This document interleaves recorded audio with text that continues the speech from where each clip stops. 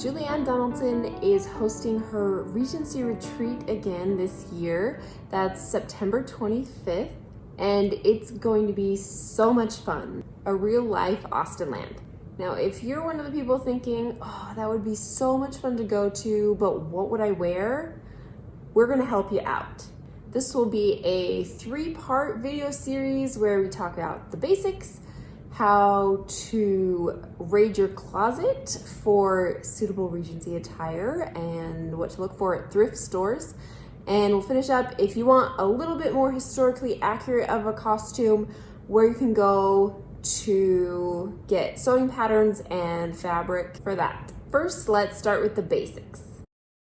Here we have our Regency lady in her bedchamber wearing a chemise, and this is our first layer. And I'd like to note that if this is a costume that you don't plan on wearing again, if you don't have very many opportunities to dress in Regency attire, feel free to skip these under layers and just focus on the outer layers, which I will tell you about in a minute. These are only necessary for those people who are interested in maybe having a little bit more historically accurate of a costume. So here she is in her chemise, and this was the underwear of the time. It kept the dresses and outer clothing clean, and these were usually made of white linen, so they could be easily washed. Under her chemise, our Regency lady is going to be wearing stockings that go at least to the knee or a little above, and they will be held up with garters. Now, a note on garters, we know now that they can lead to circulation problems, so be careful if you decide that you want to go the garter route.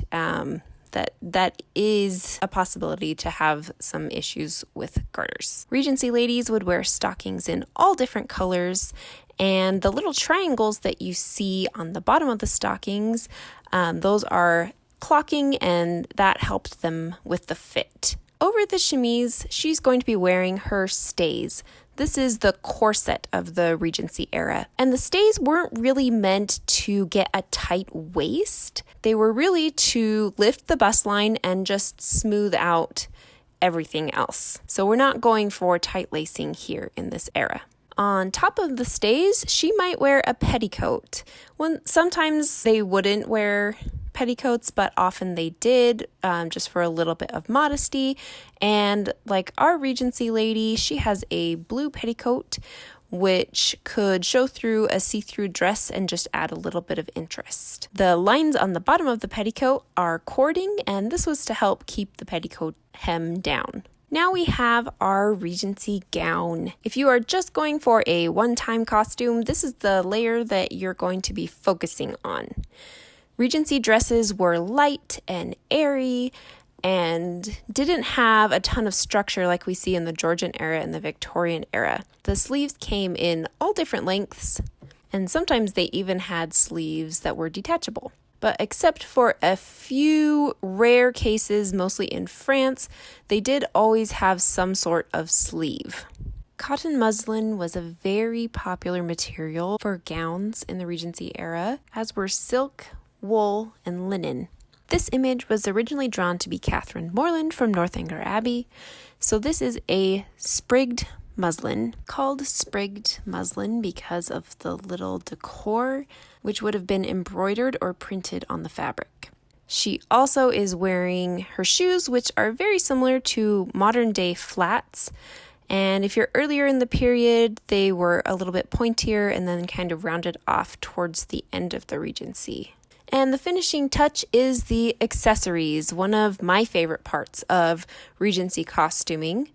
You'll see that she has gloves on, which were a very important part of a Regency lady's wardrobe. If she was wearing short sleeves, she would wear long gloves. If she was wearing long sleeves, she would wear short gloves. Jewelry was also an important part, especially if you're going to a ball. Pearls and coral bead necklaces were very popular, as were pendants on simple chains. Earrings were usually dangle earrings, and pearls were a popular type. Bracelets were also common, but you'll see she's actually wearing 2 matching bracelets. In the Regency era, they really liked symmetry, and so that was often reflected in their outfits, and quite often you see them wearing matching bracelets on each wrist. Now our Regency lady is ready for a ball. If she were going out walking instead of going to a ball, she would add a bonnet to protect her skin. She might also wear a Spencer jacket, which is kind of a little half jacket,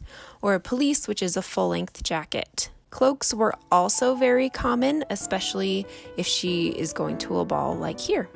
Stay tuned for the next video where we'll talk about raiding your closet and finding stuff at thrift stores. Tickets go on sale for the Regency Retreat on June 1st, so grab your ticket and we hope to see you there.